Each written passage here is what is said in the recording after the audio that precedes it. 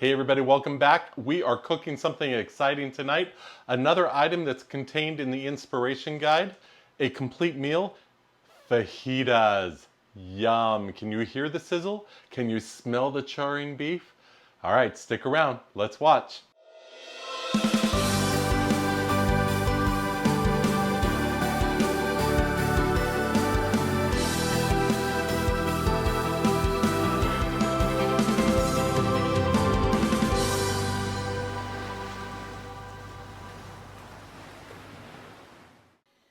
Okay, let's get our oven prepared. We pull it down.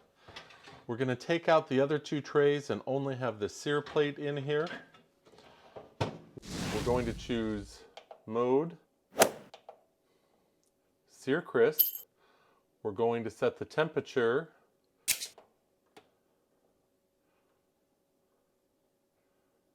450 degrees and the time for 15 minutes. And then press start. While that's preheating, we're going to go and get things ready. Right, here's our ingredients. We have 2 bell peppers sliced. They say 1 red, 1 green. We hate green. You can choose whatever color you like. And 1 white onion cut into thin strips. We have our 1.5 pounds of flank steak. We have our 1.5 pounds of flank steak that has been marinating overnight. This is portion of the marinade that's been reserved. Let's go ahead and tell you what's in there. There is olive oil, a little bit of soy sauce, the juice of 1 orange, the juice of 1 lime, a bunch of cilantro, garlic and cumin, and salt and pepper. A little bit's been reserved for the end to sprinkle over the hot meat and just add a little bit of fresh flavor and some fresh looking cilantro. And then of course some olive oil. I like it garlic infused, just adds a little bit more of the garlic flavor. We love that. The meat doesn't look very pretty in this bag, but that's what marinating does. We're going to lay this out on the tray. Let's watch. All right, I have the camera up at a high angle because this is one of those times when they say to put the tray, the seared plate, on top where I'm actually going to do it, because this is a big piece of meat and I need to have some great access. And so let's lay this out. I frankly am curious how all this is even going to fit, because this is kind of a sheet of meat. Oh, listen to that. Wow.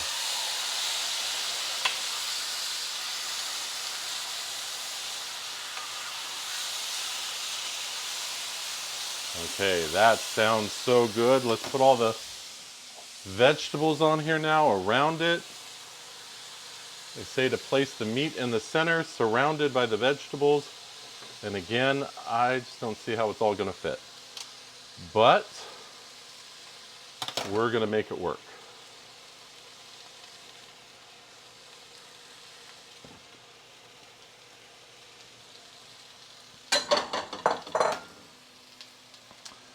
Again, this is very hot, so use a good oven mitt. Pop that back in there. I'm going to readjust the timer back to 15, press start. After it's cooked for about 10 minutes, we're going to check the meat and see if it's done or not. And then if it's not, continue with another 5 minutes. All right, it's been cooking for 10 minutes. Let's go ahead and check, see how good the meat looks. Oh wow, it's really shrunk down a lot.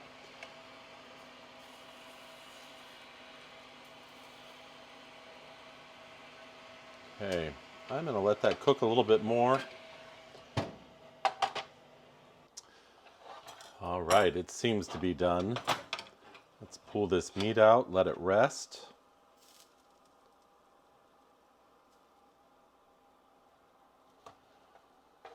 Meat should rest for about 5 minutes before we cut it.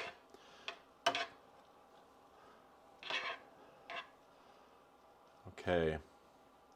I'll tell you right now something that I don't care about, and let me get this closer so you can see it.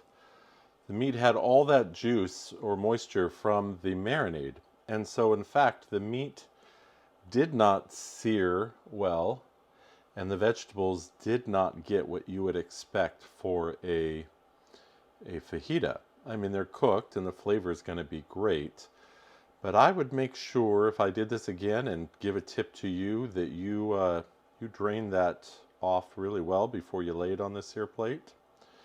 And yeah, because it doesn't have quite the sear and the char one would expect. Okay, I just drained a lot of the liquid off and switched it to air roast at the highest temperature, 450, just to give it some time to kind of maybe char these vegetables a little bit more, cook them better. We'll see if that comes out as an option to do a little fix. All right, let's go ahead and cut the meat. It is you want to cut the meat against the grain. The grain's going this way, so we want to cut it this way, and that's entirely too long. So I'm going to cut this first, like that, and then we're going to cut, you know, some nice good strips. It'd be better if I use the right tool.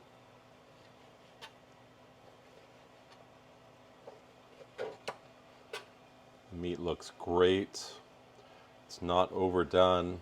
It certainly doesn't have the char that you would expect for fajitas, but I already nibbled. I have to be honest, I already nibbled a little piece of it, and the flavor is great. All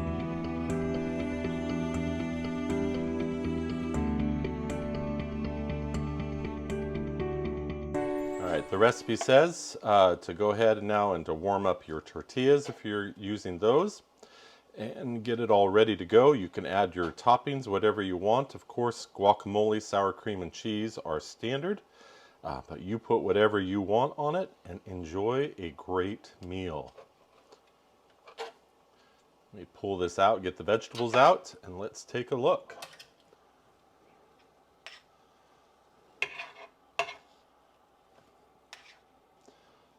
That looks beautiful. Enjoy. Okay, there we have it. We've got ourselves a beautiful bowl of fajita, meat, vegetables, some cilantro. Toss on a little bit of this marinade just to freshen up those flavors. Let's give it a try.